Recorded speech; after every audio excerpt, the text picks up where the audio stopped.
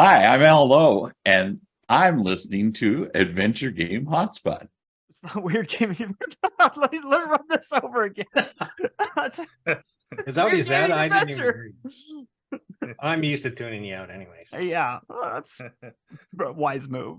Welcome back, or welcome front if it's the first time joining us. I am Joshua. As always, we got Jack. And once again, joining us is Adventure Game Geek on the Adventure Game Hotspot podcast. How are you guys doing today? Good. I'm good too, except I'm really, really hungry because you have a knack for booking these podcasts right at dinner time. So if you hear this loud grumbling sound, that's just my stomach right beside my mic. So the microphone is like right at chest high. It is. I know. It should be good enough. Like that's right. Oh, no. What I mean is it's thundering here. So yeah, it's nothing. But I'm good. To go. Oh, okay. Yeah, I don't have the same problem as Jack because in the UK here it's like 10:30 p.m. So I've already had my dinner, so I'm all good. Yeah, so we're gonna blame Adventure Game Geek being in the ook because we're trying to make sure that he is still awake while doing the podcast and working him in. You know, that works better. As a lot of people know, Adventure Game Geek started the podcast with us. Then he moved over to the ook and things got a little convoluted. Then we started the website and everything, but we still love him. We love his opinions. So he's on today. He's going to give it to us. And we're going to be talking about Colossal Cave. Now, before we get there, we're going to talk about Adventure Game Hotspot and the week that was in Adventure Game Hotspot. Tell us, Jack, what's going on? Another busy week of stuff. I'll just kind of skim some of the highlights because we use up half the show if I did them all. But a few reviews. Did one of a choice-driven narrative adventure called Wayward Strand, one by Cosmic Void, who did the Corruption Within earlier. This one not as successful, according to our reviewer. It's called Blood Nova. And then a rather big one today, a launch review of Colossal Cave. So I think we're going to be talking about that a little bit more. But good week for news, too. It just slip a couple of things. Announced a new game called The Star Named EOS, EOS, from the creators of Behind the Frame, which is an absolutely gorgeous game that I encourage everyone to check out. And a few new releases. One's like a time shifting game called Recall, and then another one today. I hate to be the one that releases on the same day as Colossal Cave, but a side-scrolling pixel art narrative adventure from Indonesia called A Space for the Unbound. So I think that looks pretty cool. And as you mentioned, Colossal Cave, our review came out this morning. It got a 68. Sean Parker, he did a wonderful job with the really review. Did. Very thorough. Yes, thorough. He played both versions too, both the regular PC and the VR versions. So he really put it through his paces. Love Sean, and I think he was very, very fair with the game. He found the positives. Of course, whenever you're doing a review, you have to look for negatives and such. And so today was the launch of Colossal Cave, and I'll preface by saying that both Adventure Game Geek and I have been able to play it to completion. Jack is halfway. Yeah, Jack's kind of I'm lagging behind. I'm getting he's a busy man. He's doing the work, putting in the work. Yeah, that's why I didn't get any farther than that. I'm just too busy. I mean, I did complete the game, but I still didn't quite get maximum points like Joshua. But I didn't have such trouble as Joshua. Like Joshua said, he had a lot of trouble with his lantern running out. Mm-hmm. I didn't have so much trouble with that, but I was still missing a few points at the end. Yeah, so I think that was the big thing for me. And this is actually a good place to start. First of all, let's talk about the game itself. Do you, Geek, think that it was too easy, too hard, or fair? That's an interesting question. I saw how to say it depends what you mean, like, because like in some ways I feel that it's almost like a never-ending game in a way. Mm-hmm. I mean, you can kind of complete it, but it's always, you can kind of go back, and I guess you can play the game differently, and the experience is going to be different because like some aspects of it Mm-hmm. are random, like the same as they were in the original game. So I thought it was fair. Well, the thing that I didn't think was fair was the fact that like the randomness of it, which I think is something that the people have picked up on, and it's extremely faithful to the original, but that includes like all of that other stuff. So I think, you know, for example, when I first played the game, I had so much trouble with those like dwarves like popping up all the time and die. You know, I kept dying, and I couldn't figure out like what I was doing wrong. And it was only after that that I think. Don't give it away. Okay, right. Sorry. I know we could talk about like some things, but let's try to avoid like real spoilers. I'm not going to say how to deal with the dwarves, but before I you know, figured that out, you know, it's like they just kind of kept popping up, and I was like, well, like, you know, what am I doing wrong here? And then the pirate would keep popping up and stealing my treasure. Fortunately they did include like a save game. If yes. like yeah, I mean, like, you used to imagine if like there wasn't like a save feature in that, like, I mean, the game would just be brutal, you know, because it would all be based on, you know, like those kind of random RNG. encounters. Yeah, RNG, yeah, exactly. So now you've played the original game, right? Did that sort of impact your experience at all, do you think? Because I dabbled in the original, but I have no memory of it anymore, so I was pretty much coming in fresh. I dabbled in it, so I didn't, you know, I didn't actually get, to be honest, I didn't get very far in the original game. I tried playing it again on the Colossal Cave website just today, but for some reason I couldn't figure out how to save my game. I can't remember if the original even had a save feature, or if maybe it depends on like the, you know, if you're running an emulator or whatever. But like without saving the game, like you have to kind of keep restarting over and over again and doing the same thing. But yeah, the thing I most appreciated about like, you know, Colossal Cave was the fact that it's very faithful to the original, which I always appreciate. But I think it's also the big drawback as well. It can be a drawback because you can be like too faithful, and you can kind of keep stuff in there which, you know, like you're keeping in just basically for the fact that it was in the original game, but it doesn't necessarily make sense, or it's not the best feature. You know, well, I'm glad that you mentioned that, because that's why I started with the difficulty factor, because I felt that kind of goes into where I really wanted to go, is where you went, is that I do believe that a lot of the negative reviews that have come out has to do with it being too difficult or unfair. However, that aspect was directly tied to the fact that they were trying to stay true to the original game. Now, when it comes to, I'll just briefly touch on if I thought if it was unfair or something. I didn't think it was too hard. However, trying to do it with the correct amount of points, that's the difficult thing. I mean, you could do anything and do it over and figure it out.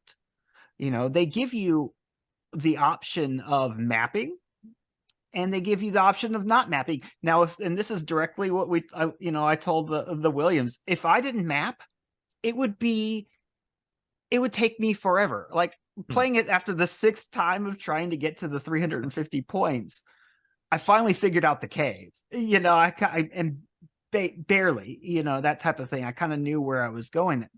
If I was having to map every single one, whoa, boy.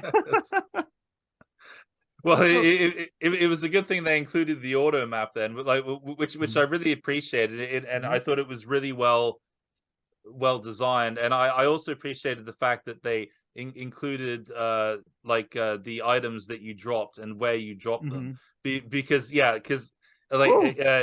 do have a limited inventory. You can't just stick anything you want down your pants and so you're not Guybrush Threepwood or right, Link exactly. just putting a raft in his pants and getting around. So right. Jack, with your, let's call it your first impressions. What's your first impression of the game? Well, I guess I would call it a good to very good remake of a game that doesn't really stand the test of time, as well as perhaps Ken and Roberta thought it might. I think if you go into it more as sort of an open-ended exploration game rather than an adventure game with a set destination that you're trying to get to, you can just relax and enjoy it on that basis. But I mean, now admittedly I was kind of cramming because I wanted to play as much as I could before we talked about it. And I did get frustrated at parts. There are some kind of unfair puzzles, a total lack of clues in some respects. And, I already hit a couple of how was I supposed to know that kind of deal. Oh, really? Oh, yeah. Oh, man, I really want to ask you what they were. I'm sure I had a few of those moments as well, yeah. Well, I mean, I won't give away the clue, but when I approached the bird for the first time, it flew away, and I had no clue why that was. I tried all sorts of things and there was no clue, and when I finally found out the solution, I'm going, I had no way of knowing that. So, I honestly had no idea either. That's like a really kind of obscure puzzle, and unless you played the original, I don't know how you would even figure pretty early out. on. So you're still sort of feeling tentative and unsure, and all of a sudden you're going, I can't even get past like the very first puzzle. I suck at this. I'm horrible at Colossal Cave. But they're not all like that. But there are a few things like that. So I mean that's like sorry.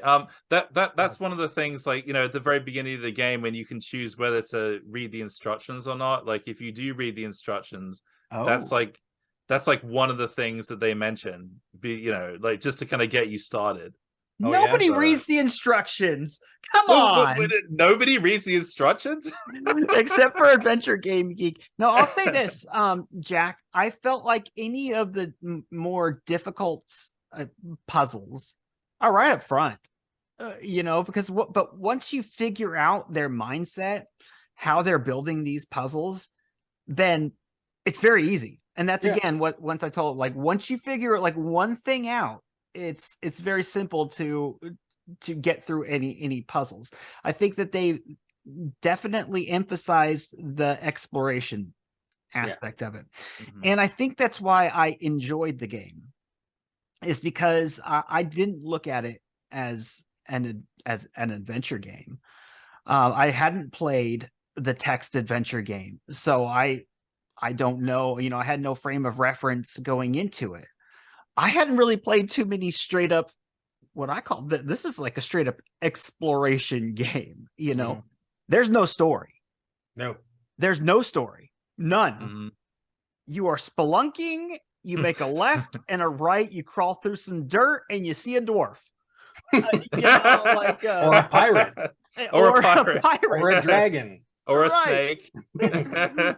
Right. So I looked at it like I was just enjoying my time in there, whether I figured out what needed to be done to progress. It's not linear. You could do other things. So, and I will say I kind of fell ass backwards into success on a couple, like right up front, where I'd forgotten to pick something up. Talking of the puzzle that you guys are talking about. And so it was very simple for me, because I would be. Yes. Yeah. And that helped me figure out the rest of the puzzles going forward. So go ahead, Geek. What is that? It's a really hard game to classify. It's such a unique game because, as you say, it's all about the exploration, and it's not really your traditional point and click game, and it doesn't have the like traditional puzzles or really much NPC kind of interaction. Which I was expecting a bit more of. You know, there's a couple, you know, like a couple encounters in the game which I felt that maybe, you know, there could have been more to it, but there wasn't, because like that wasn't in the original game. Like that was my other note, the fact that I think it would have been good sometimes. You can stay true to the original, but also I think it would have been good to kind of build on it and just kind of, you know, like add more to it, basically without you know, straying too far, you know, from the original. But yeah, like there are a couple mazes in there, like there's a couple, there's one maze in there that really threw me, and I just me too. Yeah. It's like it's a tough one. There's 2 mazes in there, you know, one one specifically, and it's really hard to have this conversation and not talk specifics, you know, but one, I can't get out of here. I just like can't go back, can't go forward, can't go down, can't go up. I can turn this off and reset my brain because yeah, I know. Yeah, I know exactly the maze you're talking about. Yeah, and I couldn't figure it out, and like I was really kind of overthinking it. Well, I was thinking, well, you know, like what if there's like, you know, like a logical way to get through this? Like even when I had like the map, I still couldn't figure it out. And so you know. Yeah, me too. And I still haven't gotten through it. I'm just letting you guys know. Okay, yeah, I was stuck there, but so all I did was this is a bit of a spoiler, but it's almost more of a cheat. I just turned my lantern off, and eventually I died, and then I got whisked out of there. So, I mean, I didn't solve it, but I managed to get out without having to reload. But well, that's that was not satisfying. But it's like, okay, at least I can play more. In this game, you want this. You can complete the game like in unsatisfying ways. You know, you don't even have to have all the treasure. No, and you can still complete the game, but you want to get as close to Grandmaster as you can. Yeah, and so that is where, you know, it was very, very frustrating for me at times, because being an obsessive compulsive person, I can't. If I'm going to finish a game, I have to do it right. Like, and it actually took me a walkthrough to get it with the full 350, and because of the darn lantern, that was my thing, because I went looking at it as an exploration game, and I can't go too far with this this train of thought, because that is the heavy matter of it, you know. So Joshua, I can you just explain that? So basically, you have to have your lantern on in order to explore the cave, and so like, is it like after a certain period of time, like your lantern just goes out? Is that what happens? No, yeah, I guess this isn't necessarily a spoiler. Yeah, everything that you do in the game counts as a move. Everything that you do. So if you're exploring, if you're looking at your inventory, if you're, you know, run into a random aspect that, you know, you have to do it over and over again, you're taking up a move, and you have X amount of moves in your lantern. And so you have to be efficient. You have to know how to collect you can't just go pick everything up and run out of there, you know, in order to do it the full 350 way. Right, it's move based rather than time based, but the trick is it doesn't tell you, does it? Like, doesn't tell you. It doesn't tell you that. See, and this is where I take some issues with this version, and I understand, again, it's being faithful to the original. The word isn't unfair to me, it's punishing. And to me, a game should not be punishing. A modern game, I should say, should not, you know. This is back in the days, I used to spend 100 hours on a game or 50 hours. You didn't mind, but now I don't have that kind of time. So, you know, when a game punishes me for doing something I think is perfectly reasonable, or something that I couldn't have anticipated, then I think it's gone a step too far. So I'd, you know, if they were going to pick a spot to not be faithful, I would have scaled back anything that that punishes a player unnecessarily. I mean, not there should be consequences. You know, if you jump down a huge hole, you're gonna die. You know, but well, if you die, you lose points. You know, because you get resurrected. If you do, you know, and so I guess in a way, it's punishing if you've completed the game already. You know, you've gone through and you're going for that full 350. But like anything else, if you want to do something perfect, you know, it's going to take a lot of commitment to, you know, repetition and going over. So I guess while I'm frustrated knowing that, knowing I have to do it perfect. And, you know, I can't expect to know right from the get-go how everything does. It takes trial and error. So if you guys were making the game, where would both of you draw the line in terms of faithfulness versus accessibility to the modern gamer? Would you the same way they did it, or no? Okay. No, like and in no way am I being disrespectful or trying to be. This is just my personal opinion when I say that. I think there's a lot of meat left on the bone. You know, more of an adventure. There's more things that they could have done had they, you know, expanded more, had they gone away from making it like verbatim to the dialogue, verbatim to, you know, what's going on in the text adventure. Appreciate the nostalgia aspect of it, but there is a lot of extra things that could have been in there, you know, to make the game a little bit longer, to expand the world, because really you're in a cave. Like how much, there's not too much stuff that you could really do outside of it. You could add some things there to not make you feel like you're just kind of running around in the same circle. Geek mentioned earlier dialogue, you know, talking with NPCs, more interaction, Easter eggs, those type of things. I totally agree with Josh on that. I felt they really could have, you know, like expanded certain aspects of the cave, which were just kind of there, you know, just to look pretty, but they didn't really have any purpose, like the reservoir, can I say that? There's like a reservoir there, but as far as I know, like there's really nothing to do there. And like, you know, when I got there, I really wanted to kind of, you know, take the boat that was on the shore there and just kind of sail off into the reservoir and, you know, explore that area of the cave, but you can't. There is two things that you can interact with there. Oh, is there? Okay. There is, but however, it's more achievement based and not good ones. I did miss a handful of achievements, so maybe that was it. But yeah, and that also is a solution to a puzzle in there, like one of the many parts of a solution to a puzzle.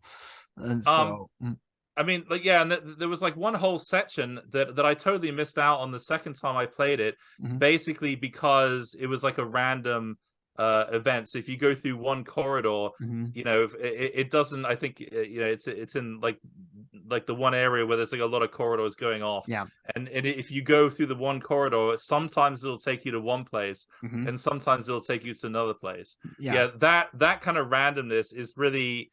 It's frustrating because it's crap, dude. Well, okay, yeah, sure, but it's also like you go through, and also sometimes it'll just bring you back to the same room. So you get so discouraged because you go through there and you have to hear the same line of dialogue every time, like, oh, you know, you've been through a maze of twisty passages, you end up back in the same place again, and you use up a move, and you use up a move, and so you know, it's that aspect of it is not, it's really not fair to the player, and it's just really frustrating, and also.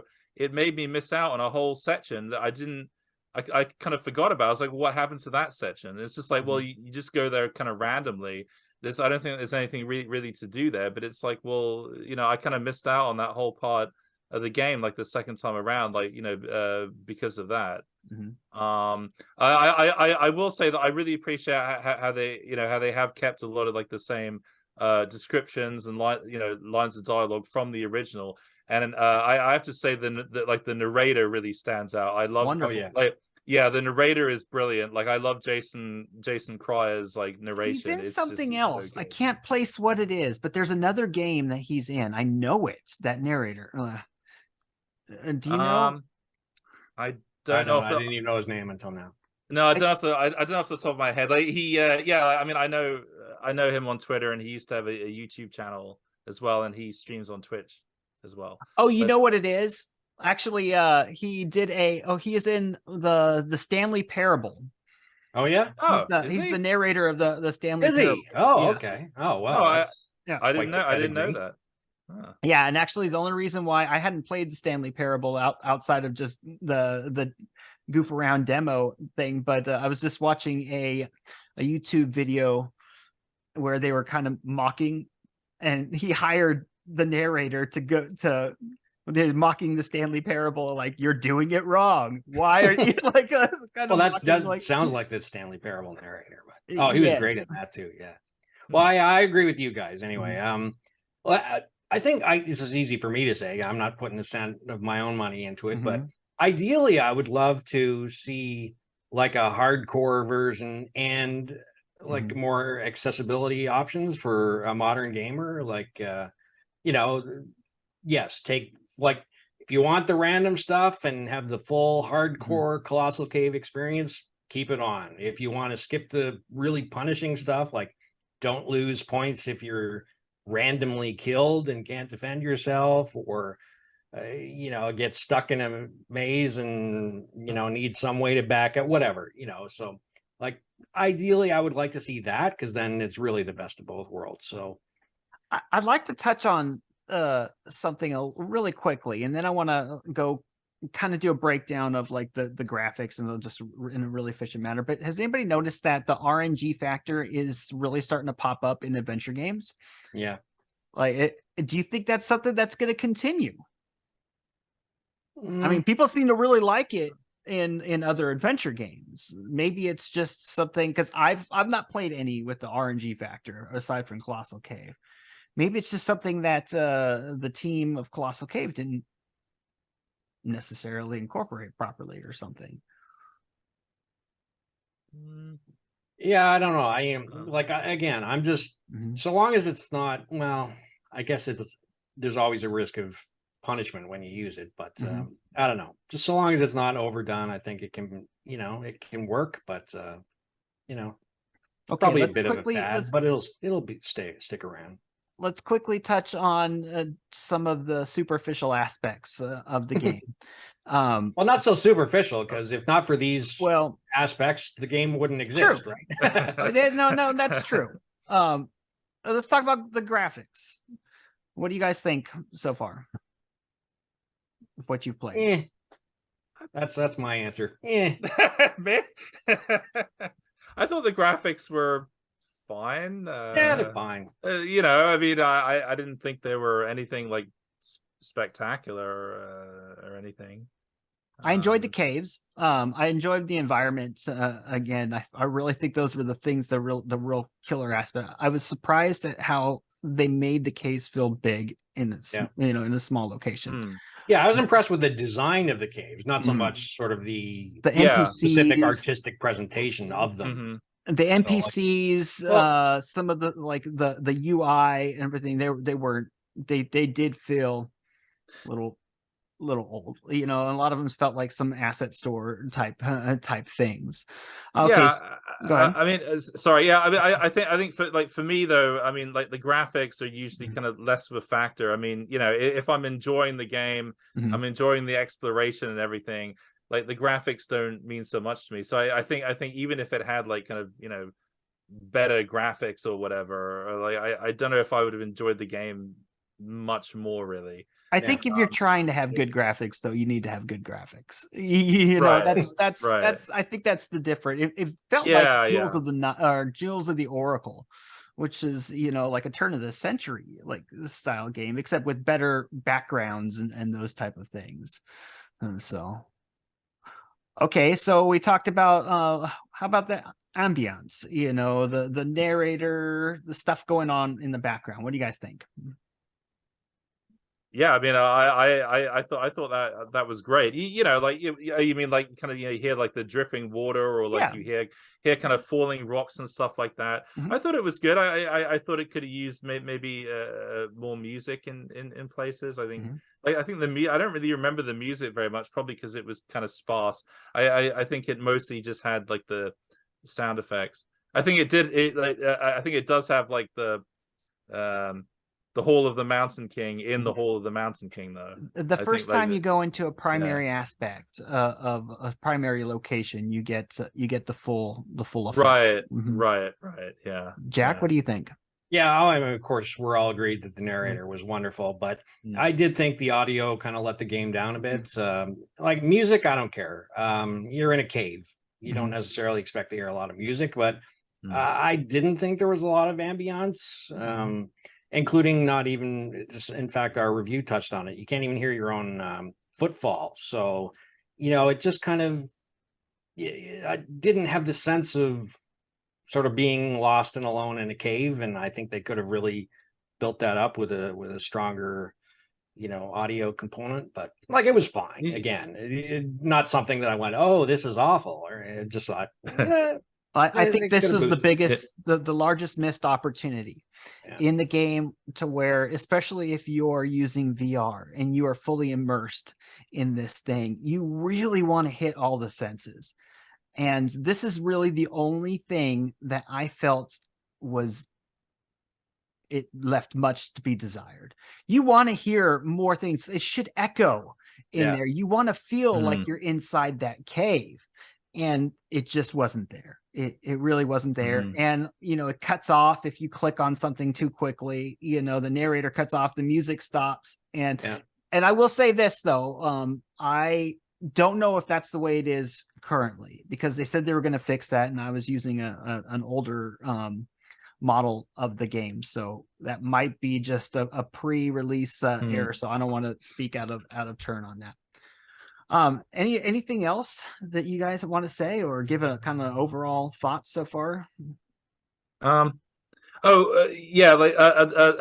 like one thing, another thing that I felt they could have expanded upon was they have the like the owl at the beginning. I'm not sure when I'm giving spoilers or not. I'm really terrible at spoilers. It's not a I'm spoiler. sorry. They've done it. Well, they're using it as a marketing tool. So yeah, I mean the thing is, they're using the owl as like a marketing tool, but the owl doesn't really play much of a part in the game. I mean, you know, like you see the owl at the beginning before you go into the cave, but I don't think it doesn't see this is the thing. And the thing is, like King's Quest players, you know, from King's Quest 5 are immediately going to think of Cedric. Right, and like what I was expecting was to be able to interact with the owl, and it was going to say something. It was going to be like a talking owl, or it was going to have something, you know, that you can interact with. You think he's going to like jump in front of the dragon and save you, like in King's Quest? Yeah.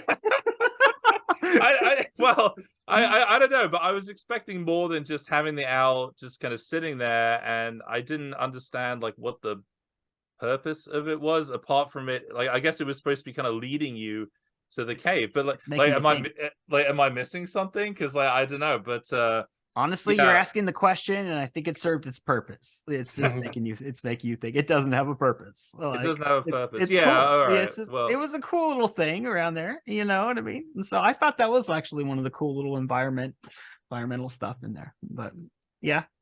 But what else? I don't know if I have. Hang on, I did write some notes, but I can't find them now. Well, let's go here. Let's sum it up. Why don't you? I didn't get a chance. Hey. Oh, okay. I'm sorry. Sorry, I was waiting. Yeah. I didn't know if you wanted to, since you haven't completed it. My apologies. This has nothing to do with completing it or not, and in fact, it's something that I can't speak knowledgeably to, which I want to. Which is that my sense is that this is a game better suited to VR. And unfortunately, I didn't get a chance to play that version, but I would like to. But you know, I think because exploration and sort of the sense of being there is so intrinsic to the Colossal Cave experience, that I think sort of having that full immersion would really add an extra element to. So I do still want to try that, you know. I mean, I'm glad I played the sort of standard monitor version, but I definitely think there's something lost in playing it that way. I want to you pick know, that up. I didn't feel like I was in the cave playing on my I want to actually computer put a screen. pin in that and pick that up in a little bit later on down this show, because I want to See, talk there I thought about. I was perfectly segueing. And you toward- are, and you I are. should have I held it back definitely a just little. want to quickly get Geeks. Give me your overall rating out of a 10 scale. Ooh, out of 10. Yeah. Ooh, tough one. I want to give it an 8, but I would probably, to be fair, I would give it 7. Okay. Maybe 7.5. I hate being critical and harsh, but That's not critical. 7.5 is a no, it's a solid score. because I've read other reviews that give it like a lower score than that, and and I did get totally addicted to it, and I really loved the whole exploration aspects and everything. But honestly, like there were, as I said, like there were a few things that I thought could be improved upon. So yeah, I think that's fair. Yeah, I don't want to say what mine is now that you think 7.5 is being mean. I don't think it's being mean at all. Like I give it a 6.5. You know, like that's what the game is for me. It's the best described as fun. That's it. Best described as fun.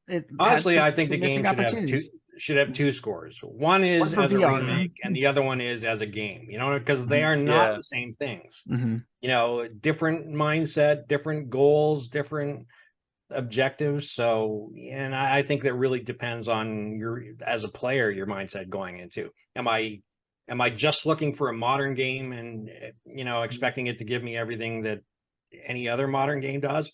Or am I playing it as this, pioneer of the industry that really, got everything started? So, yeah, I think Jack makes a really good point. It's like it depends on your perspective, because I mean, I could just give it like a 9 or a 10 and say, well, I absolutely love it, because I love Ken and Roberta Williams. Like I love everything that they do and all this, and but that would just be totally biased and just purely for nostalgic purposes. If I was like a modern gamer playing this, I would have a very different opinion. Yeah. So so it touched on some things that you really liked, that you wanted that nostalgia experience. You wanted to see what Ken and Roberta were up to, and it's I hope that they continue to make games. I really do, because the gaming industry is better with them.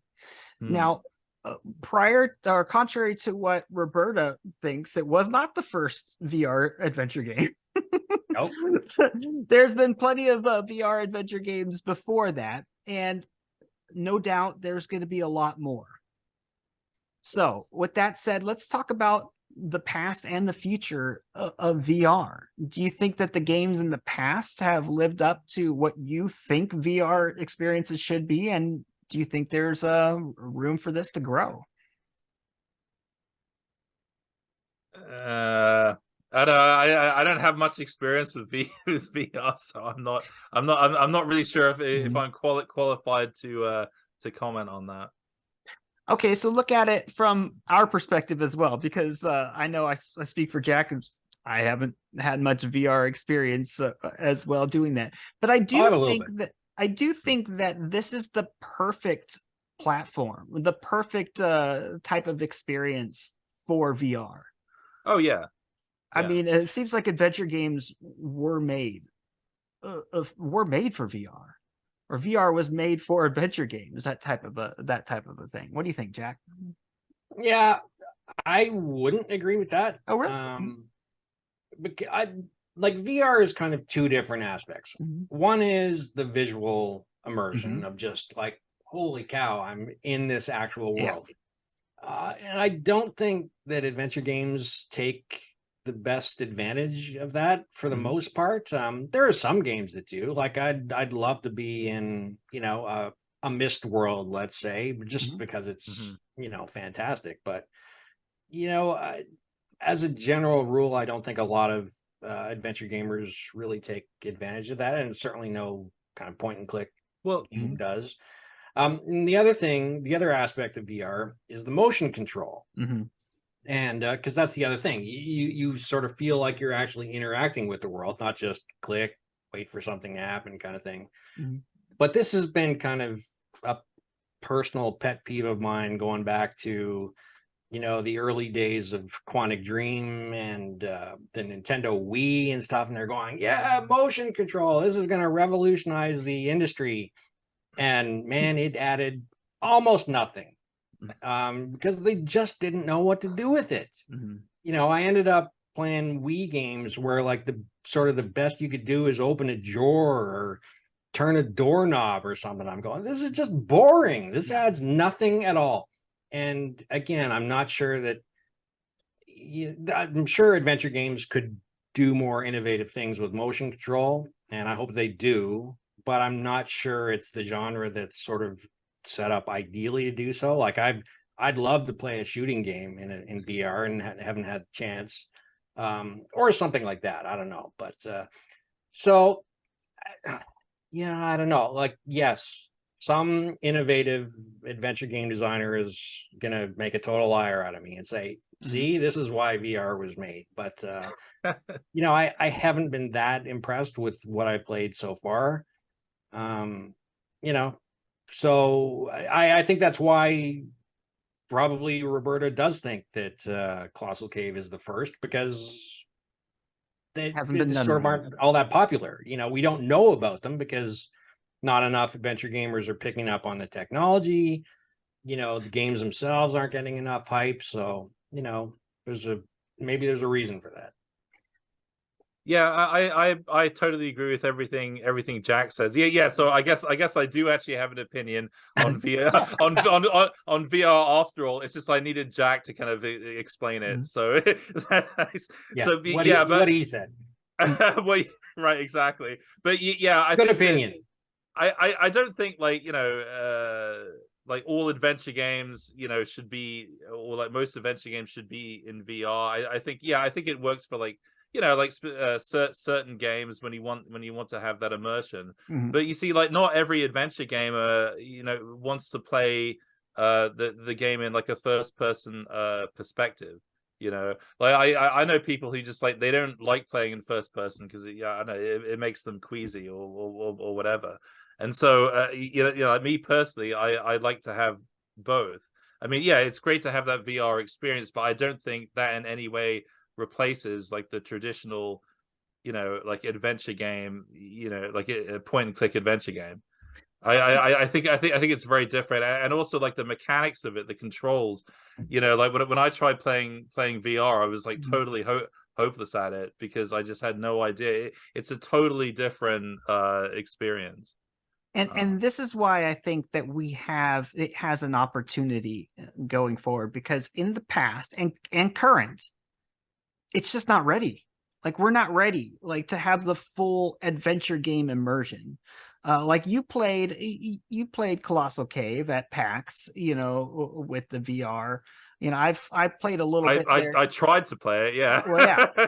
I played a little bit there too. I played a little bit of the, you know, the mist, and it's not there yet. To have the full experience, it's going to take a lot of cash.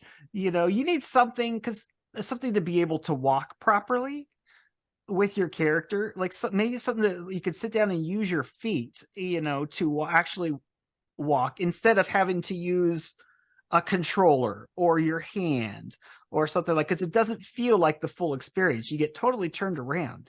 It's just not there yet. But I feel like if I was in a world, and you mentioned it, like a correct way of having like a Myst style game, I would like a Myst style game more. If it was like, there's things that there's totally got to be way to get it there, but it just can't. You know, you see like these videos, you know, or these television shows where they're making like the games or something, and they're in these big old suits and stuff, like these full experiences, you know, or wealthy people have it built into their house. Now that's something, you know. And I do think, what did we have in the past? You know, we had big old towers that gave us nothing. You know, pretty soon we'll have the technology to make it right. Well, and we Hopefully need the real soon. designer to make it work too. You know, so maybe it's Cyan. I'm really interested to see how they do with Firmament, because if anyone's going to sort of take that next step in terms of adventure games, I'm not as familiar with other genres, but I would put my money on them. Well, and their past foray into VR was not full VR. You know, It was more, okay, here I am. Wow, this is cool. But you're not truly, you know, interacting like you would. You know, you're using other things. It's just a VR experience, but not virtual reality. And hopefully, yeah, it's Firmament. Now, I made a video speculating on Revolution Software coming up with a new game based on some tea leaves, some tidbits as to what we've, you know, we talked to Steve Ince, Geek and I, on this podcast. And then on the opening day, you know, there were several different things that Tony, you know, mentioned about it. And then, of course, we had Charles in the Adventure Game Hotspot holiday thing say that there's something big coming.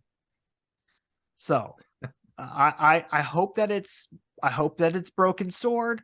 I hope that it's not VR. I mean, VR option, okay, but I don't want it to be built for VR. You know, that's the type of thing. I figure that's a nice little way to transition into talking a little bit, changing the subject a little bit, but keeping it along VR. What do you guys think? Well, I mean, I know. No, I was just thinking of Charles's video and how funny I thought it was that he was like ironing a shirt and he's putting dapper, it on, man. Putting it on. It's like, yeah, he's a really smart looking guy. Oh no, it's Sir Charles, by the way. I'm pretty sure he's Charles, right? Yeah, I'm pretty sure he's knighted. But yeah, no.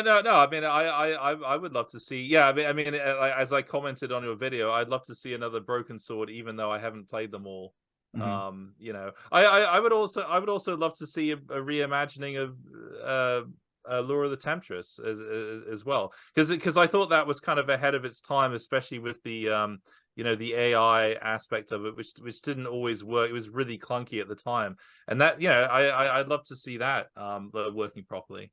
Geek, you're literally stealing my thunder for our top 5. Am I? Oh, well, I had it on mine too, but fortunately I had a long list, so you know. Oh man, I'm sorry. So you want to see Lure of the Temptress? Is that what you're saying? I do, yeah. It's a game that I played back in the day on the Amiga, and I really liked it, but I thought that it did have, you know, its limitations and its issues. And yeah, I'd love to see that reimagined, as you say. What do you think, Jack? What do you well, think's coming? I mean, I think it is going to be Broken Sword 6, and I think it is going to be VR. So good news and bad news for you, but there was you know, reports earlier about Revolution applying for a grant for a Broken Sword VR game called, what was it? Parzival's Stone. Parzival's Stone. Basically a search for the Holy Grail. So whether they got that grant or whether that obligates them to complete a game out of it, I don't know. You know, maybe that idea has long since come and gone. I don't know. I'm certainly not saying they're locked into that. But clearly they were thinking about it.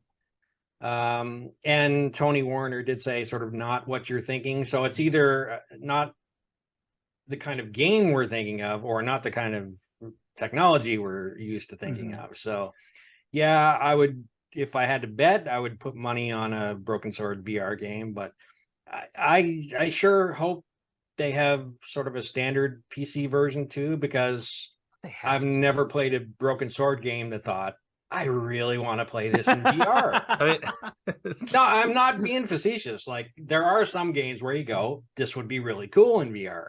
That's not one of them. You know, that's it's really not. No, maybe I'm wrong. Maybe I'll be dazzled if they do it. But well, yeah, I think Broken Sword is the obvious choice, isn't it? Although, like, you know, but I would have said that when Ken and Roberta Williams were designing a new game, I would have said another King's Quest would have been an obvious choice. But then they chose Colossal Cave, which I totally, I had no idea that that's what they were going to do. So, who knows? Man, I don't want to go off course here yet, but I really think I don't think that they intended to make Colossal Cave what it currently is. No, I don't think so. Really? I think, yeah. It evolved into that. Yeah, I think it evolved into that. I think if they knew from the beginning, or if Ken knew from the beginning what he was planning on, it probably would have been like something different. And eventually it just steamrolled into a bigger thing. But one, you mentioned that it seems like the obvious thing. One tidbit that he mentioned in it is he specifically said, with Monkey Island being a big hit and causing a stir, it almost seemed like, the talking about front runners, and front runners would be Broken Sword, and it has to have if they're doing VR, there has to have standard. I just hope they don't build it with the intent, trying to make it full VR and then fitting it the other way instead of you want the VR versa. fans to get the scraps and the so like how about Monkey Island in VR? How would that look? That's a good question. It'd be interesting, I think, is the best word I could say. yeah. There were some parts of like Broken Sword 3 that I could see. Oh, maybe that would be cool in VR, like the ending, where we're speaking of knights, we find out that that George Stobart's a knight. So yeah. Oh yeah, you hadn't played that, have you, Geek? You hadn't played number 3? No, it's okay. You can spoil it for me if you want, though. I'm intrigued by that project that Jack mentioned about the Holy Grail. I think there should be more adventure games about the Holy Grail. Just they kill it with the history games. The Revolution really does well. I mean, they have some really good storytellers writing everything. And so now I'm going to throw this out there. Ooh. I hope that it's not Broken Sword. I hope it's not Lure of the Temptress. I want them to see something new. So many. I feel for the designers. I'm sure they want to do more original IP than they do, but they just don't sell enough, or they don't get publisher support if they're not doing a proven property or something like that. So, I bet you if you ask Charles, if you got a story that you haven't even tried before, he'd go, yes. But, if you asked him, what's your best bet for a successful new game, he'd probably go Broken Sword. Yeah, well, everybody knows Broken Sword is my favorite series, and so like I want to see Broken Sword, but my second would be something I want to see something else, that they had. Let's see what they really got, because really they've given us 3 games.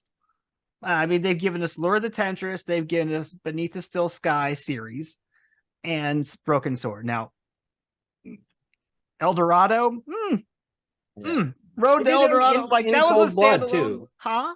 In Cold Blood, which was an interesting little experiment. I never played it. I started playing that, but then I had to stop because I wasn't enjoying it. Yeah, no, I didn't even know they made that. Like I saw it on the Wikipedia of Revolution's games, along with Who Wants to Be a Millionaire.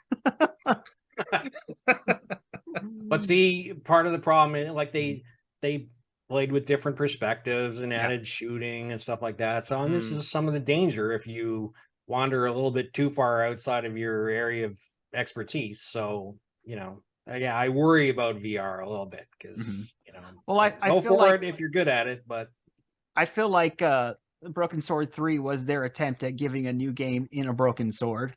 Yeah, because he made a big thing about saying that it is an action game. It wasn't an action game. It was he was trying something, and it didn't really go over well. Maybe they've come far enough to where things will go over a little bit more. But anyways, let's have some fun, guys. You want to do our top 5? Sure. Well, I thought that was pretty fun. I thought we were already having fun, though. Yeah, what are you trying to tell us? We're boring you or something? Let's get creative here and use a little bit of hopeful thinking here. And so let's talk about games. We're going to speak games into existence here. Is that what we're doing? Games into existence. Okay, I'm use behind my that. words. I love it. So we're going to talk about games that need to be reimagined using the whole train of thought that we've been starting from the beginning with Roberta Williams reimagining Colossal Cave. Jack, this was your idea. So, we're going to let you go first on this one. Okay, well, to me, this is kind of a no-brainer. I got to go with Gabriel Knight 3. Sorry, man, but you knew I had to say that one because, man, if there's any game crying out to be remade, doesn't it need to be reimagined? Just remade, and not remastered in the sense of taking some rough edges off, the older graphics, but redone from the ground up graphically. Yes. That game. Well, just everything reworked. Well, not everything. I mean, like only visually. Well, keep the story. Just keep the story. And the god awful control scheme. The controls, the user. Yeah, that's right. Yeah. The floating camera thing. Yeah. Oh. Yeah, I'm going to, you know what? I'm going to take that one too. Like that was like first and foremost, it has to be done because Gabriel Knight 3 is such an amazing story. One of, if not the best adventure game stories out there. But everything was so god hard to play through, like for me. And Jeff Tripoli here, he's going to scream at me. He's in the background saying, "No, you're wrong," because we've had this conversation before on the podcast about Gabriel Knight 3. The stinking camera. I don't like the fact that you could be on one side of the room and send the camera over and see what's going on over there. That's not a proper experience. The controls is just silly. The user interface is silly. It looks. Look at you call people a blockhead because that's insulting. Why would you make Gabriel into a blockhead? It's in the game. Get rid of the 3D. Just do it from the ground up. Keep the scripts, keep the story, and just make it like Gabriel Knight 1 remaster. They've already got the framework there. You know what I mean? Go with that. What do you think, Geek? What's your let's see. I would have thought, like, seeing as they've now done Colossal Cave, I would have thought any other text adventure, could also be reimagined in the same way. In fact, like I'm surprised. Like I'm not sure if that's really been done, much before, because you can take it like one of those old text adventures that have a great story and everything, and really kind of reimagine it just like they've done with Colossal Cave, like Zork or Planetfall or like and any of those classics. I think could be good candidates for that. So you're saying just pretty much just keep the story, but give it a full graphical. Yeah, exactly. Yeah. So I've always thought like Return to Zork was pretty much like Zork text adventures. Okay, visually, but just not the story type of thing. All right. So, yeah. Well. Okay. Well. Yeah. Maybe not Zork so much, but maybe like any of the other ones. Yeah. Yeah. Any of the Infocom, like games. The Lord of the Rings, would be they've never really made an adventure game period for Lord of the Rings. That would be a fun little IP to explore. Little IP, yeah. Little IP. They'd have to buy that one. Like Middle Earth Industries is not going to be fun to play with. It's also a good opportunity to bring back all those like all the feelies.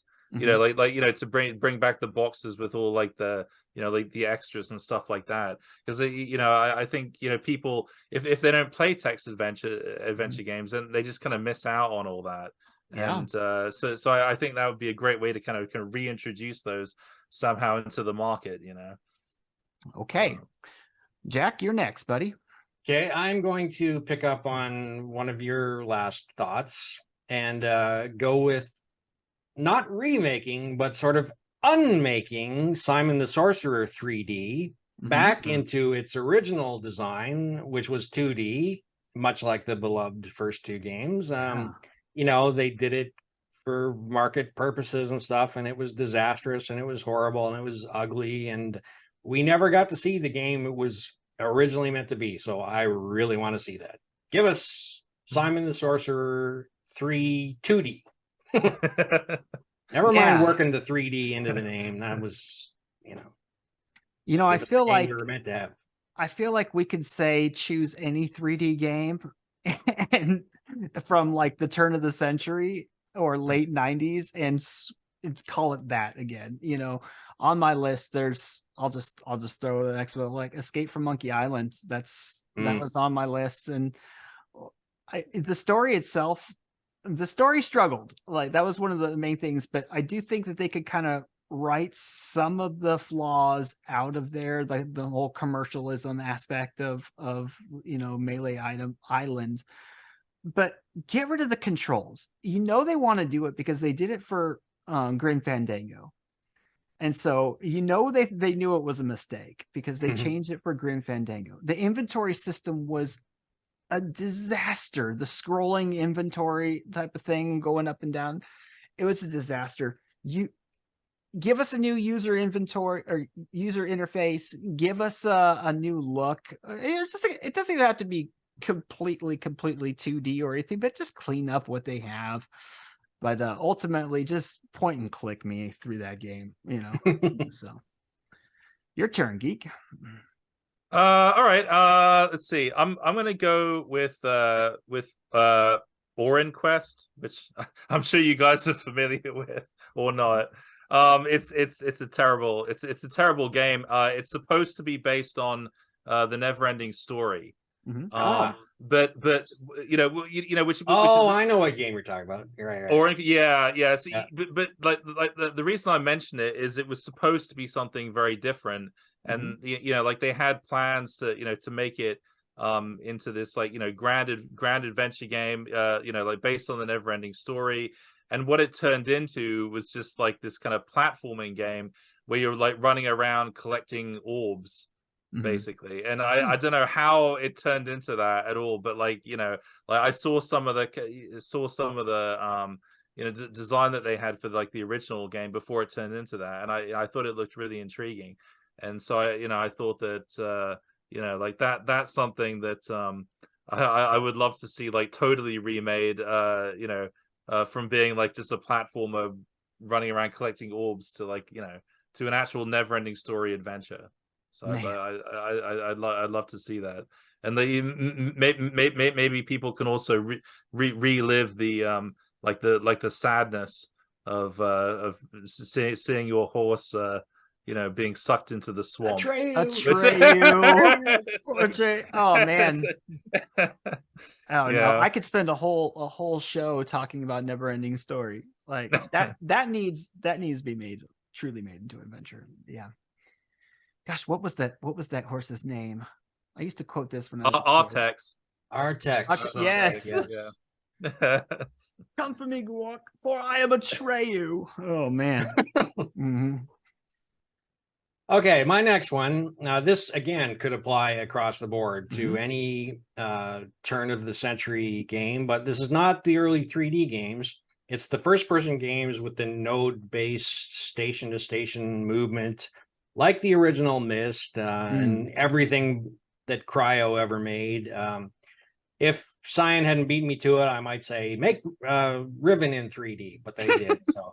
So come on, Myst has remade their game 20 times every game. Yeah, well, it needs to, because that's a horrible control scheme. But so I'm going to go with the Journeyman Project. Now, number 3 is far and away my favorite of the series, but I think number 2 would benefit most from a complete remake. 3D controls, high res, full motion video, stuff like that. That game would be a knockout. But it was too limited by its time when it came out, so it didn't sort of get the acclaim it probably deserves. But it would really benefit from a remake. That's one of those video game series that got better over time. Like you don't hear that very often, but it got better over time, and so Okay, so you mentioned earlier, Lure of the Temptress would be a knockout to be reimagined. You said you didn't think it needs to be. That user interface is, first of all, that came right along the time where the whole Scum thing was coming into play. They hadn't really had the opportunity to start mastering the user interface. That's a struggle. Dude, that's literally like your companion that you have to, every single time you want to do something, you have to scroll up and down on their little system, the user interface, to have it set up. It's just, it was a struggle to play. It was hard to play. It wasn't convenient. And I figure many of us, like myself, we missed the game because I couldn't get around it. It was just too difficult for me, especially coming back and going back and trying to play it like later on. It was a nightmare. And I've always heard great things about the game itself, but I couldn't get there. I want to clean it up. Lure of the Temptress. Yeah, I had the same experience, like coming back to Lure of the Temptress like years later. I found it so difficult to get into, and I really wanted to get into it. And I've always loved that introduction, and it always got me kind of psyched for the game. But then when I actually tried playing it, I just gave up, which is a shame. And it's kind of dirty. It's a dark and ugly game, right for the era. Actually, it didn't actually look that great for the era either. That was their first real jumping into adventure games, and I think if they had time to do it again, man, I'd love to see it. I'm gonna go with Harvester,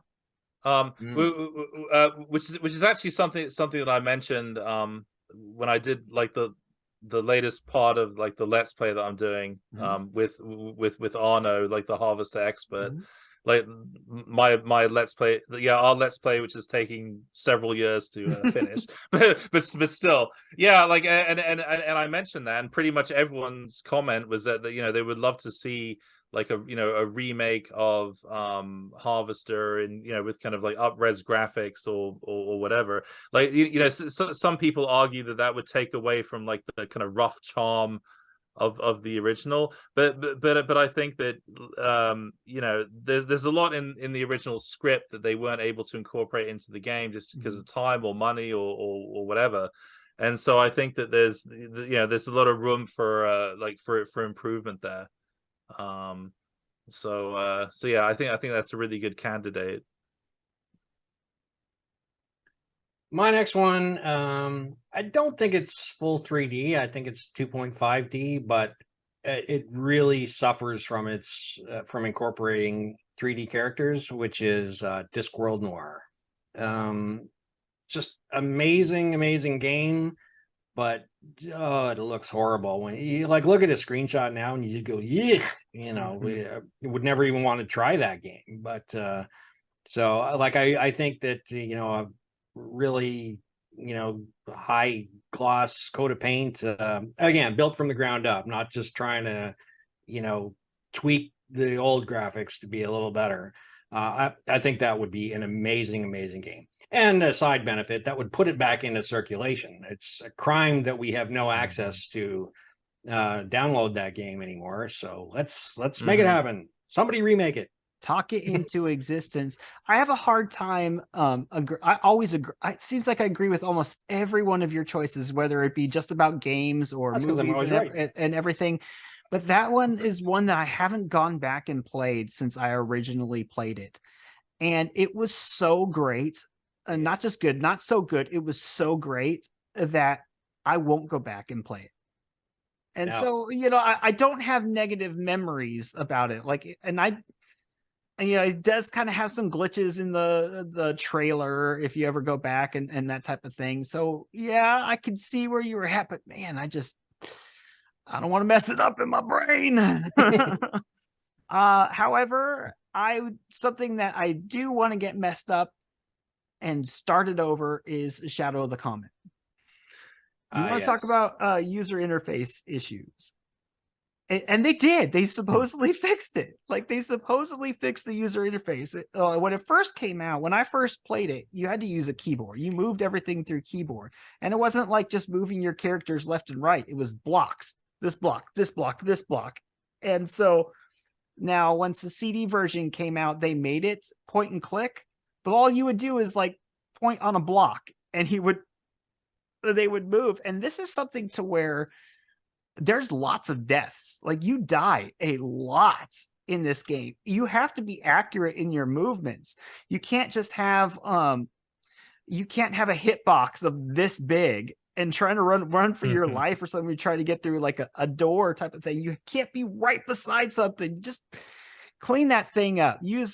Fix the user interface, and otherwise that would probably be a top 20 game for me. And so that's where I'm at with Shadow of the Comet. I totally agree with Joshua on that. I had exactly the same experience with that game. I really wanted to love that game, but it was ruined for me by the interface. I just couldn't get my head around it. So, are we down to like the last one then? I think you got two more. Yeah, you have two more. We started with. Oh, do I? Right. Yeah. Let's see. I was gonna mention. I was gonna say Mask of Eternity, but I think we should probably just leave that in the past. I don't know. I don't know. Well, I don't know. I've got it on my list. Oh, do you have it? You have it on your list? Okay, yeah. All right. But I think though, yeah. I mean, to be honest, I'd love to see a reimagining of that, but I can't imagine Roberta Williams would ever really want to revisit that. But it's not her, it's us. We're talking about it. Well, okay. I mean, if it was me, yeah, sure, I'd love to see it, but So is that your choice? Yeah, let's go with that one then. You suck bad, Pip. God, that was my next one. That was my last one. Okay. Oh, I'm so sorry.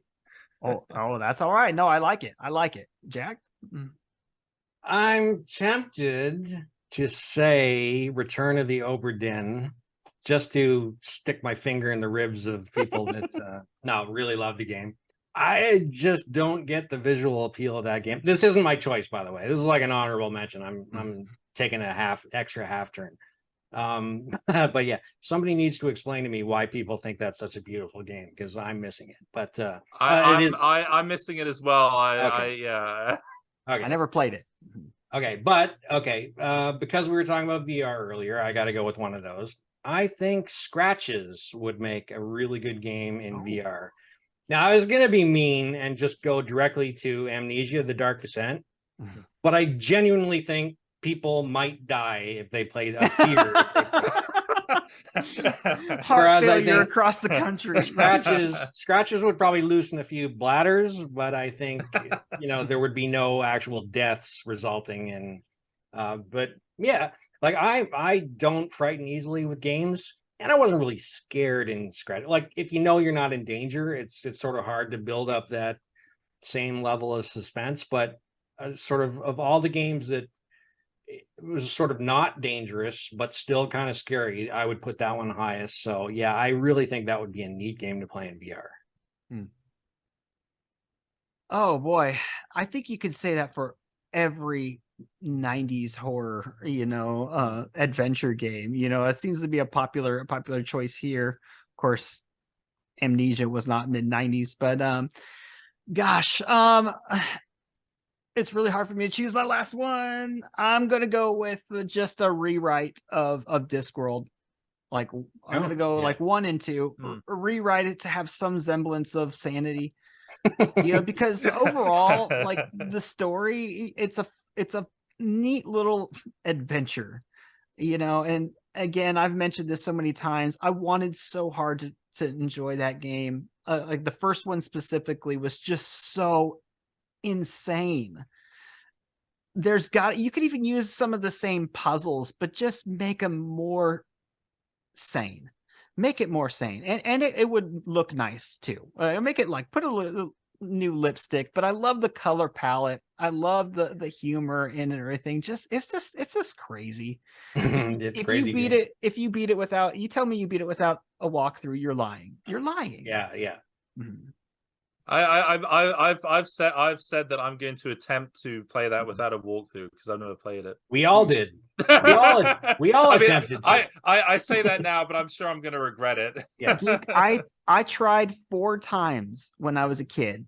I tried 4 times going back and doing it, and it wasn't until the advent of having like the internet available, because I had to look through so many freaking times to get through everything, not just like everything. I had to look it up for everything. I couldn't get out of the city.